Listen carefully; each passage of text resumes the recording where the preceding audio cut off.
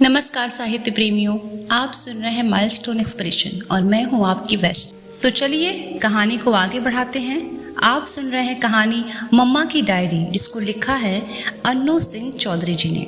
Film daddy मैंने release होने के बाद बहुत साल के बाद देखी, शायद 1999 में।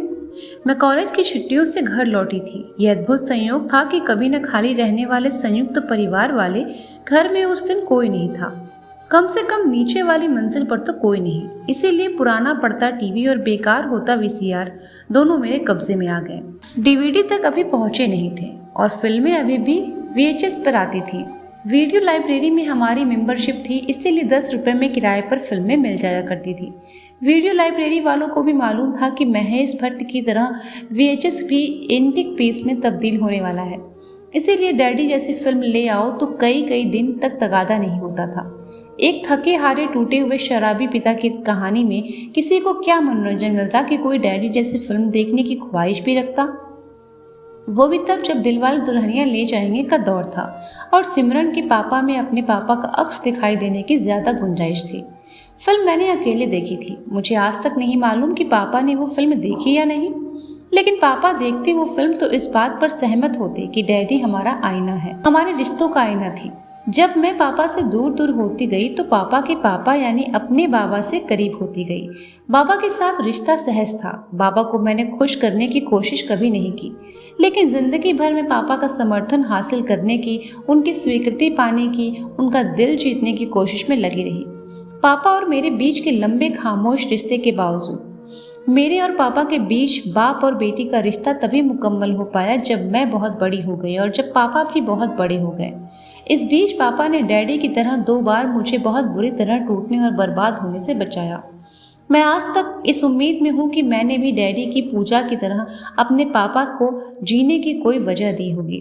बहरहाल इस फिल्म का संदर्भ इसीलिए नहीं आया क्योंकि फिल्म की कहानी अच्छी थी, या इस फिल्म में अभिनय के लिए अनुपम खेर को नेशनल अवार्ड से नवाजा गया था, या इसीलिए क्योंकि ये फिल्म एक ऐसे एल्कोहलिक की कहानी है जिसे किस्मत ने कहीं का नहीं छोड़ा, या सिर्फ इसीलिए क्योंकि ये फिल्म बाप बेटी के रिश्ते की कहानी है।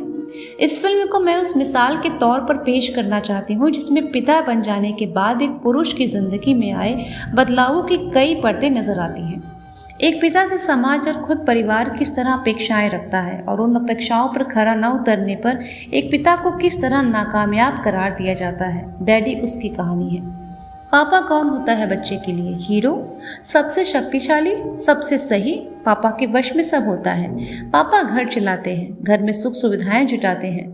दुनिया चाहे जो भी समझे, पापा आदर्श हैं, शान है अपने बच्चों के लिए। असल जिंदगी में एक हारे हुए नाकामयाब जिंदगी से हताश डैडी के होने से अच्छा है डैडी के न होने का झूठ का होना। इसीलिए कांता प्रसाद अपनी लाडली नातिन को कह देते हैं कि उसके डैडी हैं ही नहीं। अपनी बेटी की तलाश में थका हारा जिंदगी से बेजार बाप किसी तरह अपने बेटी का पता खोज लेता है और उसे फोन पर कहता है आई लव यू। खुदा खैर करे, लेकिन ऐसे सन की पागल पिता से दूर रहना ही अच्छा। बेटी की कंडीशनिंग ये कहती है, लेकिन उसका दिल है कि उस आवाज को पहचानने की, उसे अपनी पहचान वापस दिलाने की कोशिश में जुट जाता है। बेटी बाप का रिडेम्पशन चाहती है, उनके सारे दागों के उनकी मुक्ति चाहती है। बेटी डैडी के लिए थोड़ी सी इज्जत, थोड़ी सी शोहरत चाहती है, लेकिन डैडी के लिए बेटी का प्यार हासिल तो सब हासिल। संतान की माफी खुदा की माफी से बढ़कर है। ऐसे एक डैडी को हम सब जानते हैं, ऐसी एक संतान हम सब में है। डैडी फिल्म ने मेरे भीतर के संतान को, सोच को पूरी तरह बदल दिया, अचानक उसे समझदार बना दिया। पापा को लेकर मेरी तंग दिली दिखाई दी पहली बार। पापा से न बोलने का या बहुत कम बोलने का रिश्ता इसीलिए था क्योंकि मेरे दिमाग में बैठ गई पापा की परफेक्ट छवि से मेरे पापा का चेहरा मिलता ही नहीं था। जिंदगी के असली आईने में जो तस्वीर दिखती थी पापा की, वो मुकम्मल नहीं थी। इसीलिए पापा की कमजोरियां स्वीकार नहीं थी, पापा की गलतियां स्वीकार नहीं थी, पापा का इंसान होना स्वीकार नहीं था, क्योंकि पापा तो हमें सुपर वुमेन चाहिए होते हैं। डैडी की पूजा ने पहली बार मुझे पापा से एक नया रिश्ता बनाना सिखाया था। डैडी ने मुझ में दुनिया के तमाम पापाओं, तमाम पुरुषों के कंधे पर मौजूद अदृश्य सलीब को देखने की समझ पैदा की थी। पुरुष पर घर चलाने का भार होता है। जिंदगी में हासिल उसकी सफलताओं और असफलताओं का असर पूरा परिवार जीता है, कई तरह से। कई कई सालों तक अपने पिता के साथ किसी बेटे का रिश्ता ये तय करता है कि आगे चलकर वो किस तरह का पिता बनेगा। बेटी जो पापा के साथ जीती है, जो उनमें देखती है, उसी के दम पर बाद में अपने पति के साथ भरोसे का या तकलीफों का रिश्ता जोड़ती है। जो पिता जी नहीं पाता उसका बोझ अपने बच्चों पर डाल देता है। मशहूर मनोविश्लेषक C.G. जंग ने यूं ही नहीं कहा कि पारिवारिक माहौल और खासकर बच्चों पर किसी और चीज़ का उतना गहरा मनोवैज्ञानिक असर नहीं होता जितना माता पिता में से किसी एक के अधूरे ख्वाब का होता है। हम जाने अनजाने वो बना दिए जाते हैं जो हमारे पिता नहीं हो सके। ठीक वैसे ही जैसे हम अपने बच्चों से उस जिंदगी को जीने की उम्मीद रखते हैं जो चाहते हुए भी हमारे हाथ ना आ सके। चूँकि एक पीढ़ी से दूसरी पीढ़ी तक जाने वाली ये कड़ी बारीकी से एक दूसरे से गुथी होती है, इसीलिए हर बच्चे को, बल्कि वयस्क हो जाने के बावजूद हर शख्स को एक फादर फिगर चाहिए होता है जो उसका आदर्श हो, उसकी शान हो, उसका गुमान हो। पिता में वो भरोसा नहीं मिलता तो कहीं और जाकर उस भरोसे की तलाश होती है। नाना या दादा में, चाचा में, बड़े भाई में, शिक्षक में, किसी दोस्त के पिता में, बॉस में, मेंटर में। और अगर वो भरोसा कहीं नहीं मिलता तो फिर किसी पर भी भरोसा करना मुश्किल हो जाता है। किसी की ज़िंदगी में पिता या पिता रूपी किसी शख्सियत का होना उसकी शख्सियत से सबसे बड़े अधूरेपन के रूप में बचा रह जाता है। मैं अपने उस दोस्त का असली नाम बताना चाहती हूँ, इसीलिए क्योंकि वो बला का हुनरमंद है, उतना ही संजीदा, उतना ही नर्म दिल, उतनी ही आसानी से मोहब्बत निभाता है वो, जितनी सहजता से उसने अपने पिता के साथ उम्र भर की नफरत निभाई। शिद्दत से मोहब्बत और नफरत करने की उसकी काबिलियत की वजह से ही दुनिया उसे जानती। मैं ये चाहती हूँ, लेकिन हम न चैन से मोहब्बत करने देते हैं न नफरत। इसीलिए उसका नाम लिख दूँ यहाँ तो उसके साथ नाइंसाफ़ी होगी। इसीलिए उसके पिता के साथ उसके जटिल रिश्ते की बात करते हुए उसका नाम न लेना ही बेहतर है। आई हेटेड हिम, नफरत करता था मैं उससे। उसने मेरी माँ को मार दिया। अपने पिता का कुछ इस तरह परिचय दिया था उसने, उस पिता का जिसका नाम अपने नाम के साथ वो आज तक लिए चलता है। उसका बचपन एक हारे हुए शख्स की कई गलतियों की भेंट चढ़ गया। उसका बचपन उसके पिता की एक बाद एक बिकती हुई दुकानों और बिकते घरों की याद है बस। उसके बचपन की सिर्फ यही याद बाकी है कि उसकी माँ घर के ड्राइंग रूम में सिलाई मशीनों पर जो कारीगरी करवाती थी, उससे घर में चूल्हा जलता था और घर के दरवाजे पर इज्जत का झीना पर्दा लटकता था। उसका बचपन और उसके ख्वाब शराब में डूबी उसके पिता की हार खा गई, और जो बचा रह गया उस पर माँ के बदन पर लगे जख्मों के निशान थे। जिस जगह उसके पापा को होना चाहिए था वो रुतबा माँ टूट टूट कर संभालती रही, फिर भी कुछ बच न सका। जैसे लोग कई तरह के होते हैं वैसे ही परिवार के भी कई तरह होते हैं। पिता भी कई तरह के होते हैं, सफल, असफल, मशरूफ, बेकार, बेचार, महान, नकारा, गुस्सैल, शांत, सौम्य, सहज, जटिल, एल्कोहलिक, वफादार, धोखेबाज।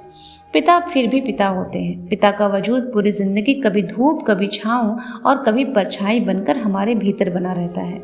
हमारी तमाम मोहब्बतों और नफरतों के बावजूद माँ बच्चे की जिस शख्सियत को सींचने पोसने में लगी रहती है, उस शख्सियत का बीज दरअसल पिता से आता है। चाहे न चाहे हमारी जिंदगी हमारे उसी पिता की परछाई होती है, जिसकी सहमति हमारे आत्मविश्वास का स्तंभ होती है और जिसकी आपत्ति हमारे विद्रोह का सबब।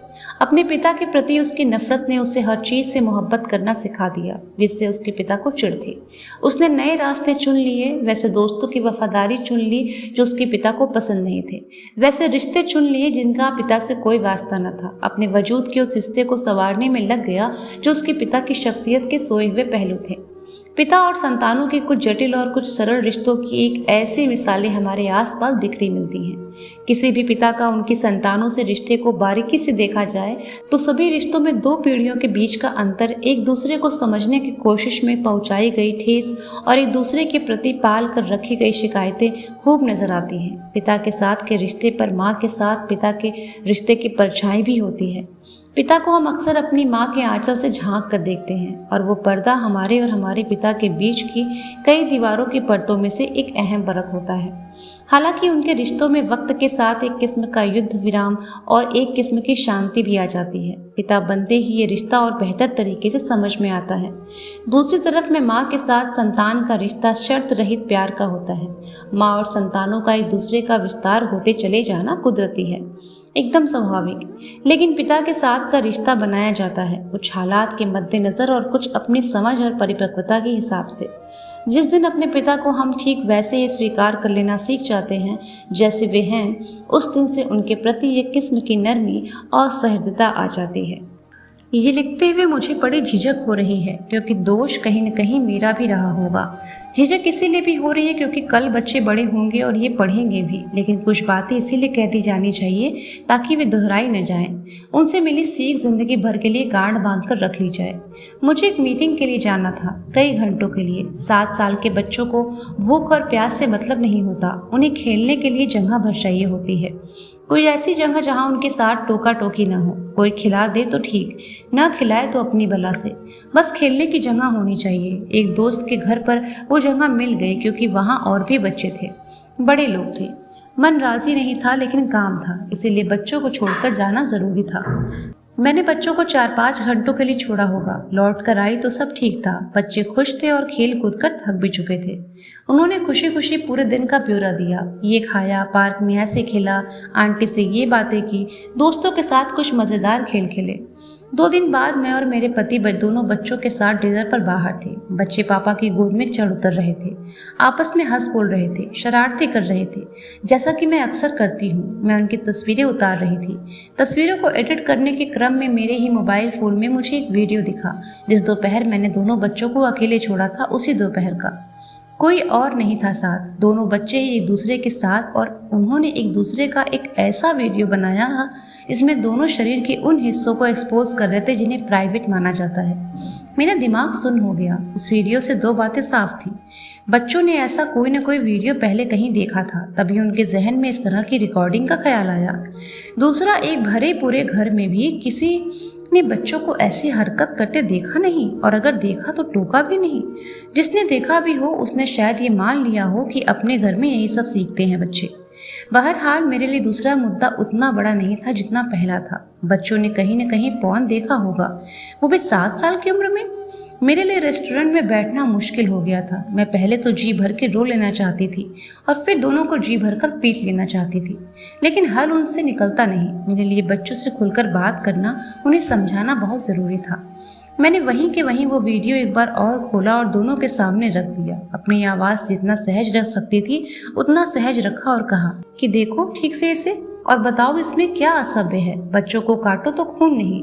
दोनों बिल्कुल खामोश थे। मेरे लहजे में जो थोड़ी बहुत नाराज़गी थी उससे मेरे पति ने संभाल लिया। हम दोनों ने बच्चों को उस दिन कई मुद्दों पर बात की। शरीर के वे हिस्से जो हमारे प्राइवेट पार्ट्स होते हैं, और उन्हें आखिर प्राइवेट क्यों कहा जाता है। इन हिस्सों को कोई दूसरा, यहाँ तक कि मम्मा भी किस उम्र तक देख सकती है और उसके बाद क्यों नहीं देख सकती। जुड़वा होते हुए भी बच्चों के लिए बेहद प्राइवेट क्या है और क्यों है। मुझे बताना पड़ा कि भाई बहन के बीच की दूरी किस तरह और क्यों बनाए रखी चाहिए। ये भी बताना पड़ा कि किस तरह के वीडियो बच्चों को देखने चाहिए और किस तरह के वीडियो नहीं।